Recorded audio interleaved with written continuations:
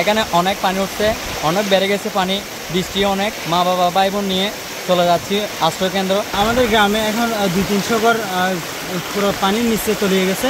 আর রাস্তাঘাট তো এখানে একদিকে পুরাই ছিঁড়ে গেছে, এক কথায় খালের মতো অবস্থা হয়ে গেছে, আমাদের চলাফেরা করার মতো অবস্থা নেই। রুমকো চৌধুরীপাড়া বড়ুয়াপাড়া রাস্তা আর পশ্চিম দিয়ে আরো প্রায় 70 ঘর মতো আছে। এ ঘরের মধ্যে এখন পানি ঢুকিয়ে গরু চললে এখন বেশি সমস্যা, এখন মানুষ যাতায়াতের বেশি কষ্ট আছে। এখানে ইতিমধ্যে আমাদের বাংলা বাজারের জিলঞ্জার, চান্দেরপাড়া, বাংলা বাজার, মহিরিপাড়া সহ জিলঞ্জার প্রায় এলাকায় ডুবে গেছে।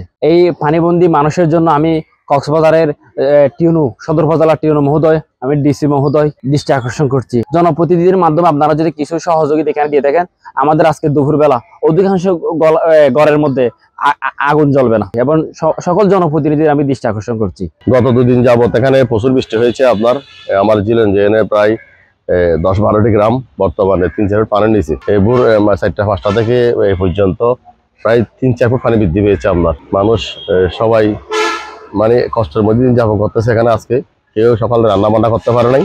সবাই আমরা লোকজন দিয়া, আমার এই ভলান্টিয়ারে ওরা দিয়া আমরা সবাইকে দিয়ে আমরা গ্রামের লোকজনকে আমরা রাস্তা উঠে ফেলতেছি এখানে। তারপর আমরা দুপুরে কিন্তু হাওয়ার ব্যবস্থা করতেছি। বাড়ি ভেঙে গেছে, ঝড়ের মধ্যে অনেক বৃষ্টি হয়েছে আমার বাড়িতে, পানিতে ডুবে গেছে।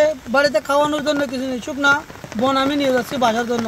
আমার ইউনিয়নের আজকে যে বন্যা সৃষ্টি হয়েছে, যার ফলে গত রাত থেকে প্রায় 20টি গ্রামের 10,000 মানুষ পানিবন্দী হয়ে আছে। তারা গতকাল থেকে কিছু খেতে পারেনি, এবং এই এলাকার যে গ্রামীণ অবকাঠামো রয়েছে, সড়কগুলো রয়েছে, তা সম্পূর্ণ বিধ্বস্ত হয়ে গিয়েছে। আমরা সরকারের কাছে দ্রুত এই এলাকার মানুষের জন্য আমরা সাহায্যের দাবি জানাচ্ছি। বিগত কয়েকদিন ধরে কক্সবাজারে ভারী বর্ষণ চলছে। তো ভারী বর্ষণের কারণে যেসব এলাকায় পানিবন্দী মানুষজন রয়েছে, তার মধ্য থেকে আমি এখনো পর্যন্ত ঝিলঞ্জি ইউনিয়নের হাজিপাড়া এবং বাংলা বাজার এলাকা কিছু মানুষ পানিবন্দী রয়েছেন বলে তথ্য পেয়েছি, এবং হাজিপাড়া এলাকায় যে পানিবন্দী রয়েছেন সেটির বিষয়ে আমি আগে থেকে অবগত আছি। এটি ড্রেনেজ প্রবলেমের জন্য এই পানিবন্দী অবস্থায় মানুষ রয়েছেন। আমাদের উপজেলা প্রশাসনের পক্ষ থেকে এবং জেলা প্রশাসক স্যারের পক্ষ থেকে আমাদের সাহায্য কার্যক্রম গ্রহণ করা হবে। আর ইতিমধ্যে ভারী বর্ষণে আমাদের পৌরসভা এলাকায় যেসব এলাকা মানুষজন পানিবন্দী রয়েছে, তাদের জন্য শুকনো খাবার বিতরণ করা হয়েছে, এবং শুকনো খাবার বিতরণ কার্যক্রম চলমান রয়েছে। পাহাড়ের পাদদেশে ঝুঁকিপূর্ণভাবে যারা বসবাস করছেন, তাদেরকে সরানোর জন্য আমাদের মাইকিং কার্যক্রম চলমান রয়েছে।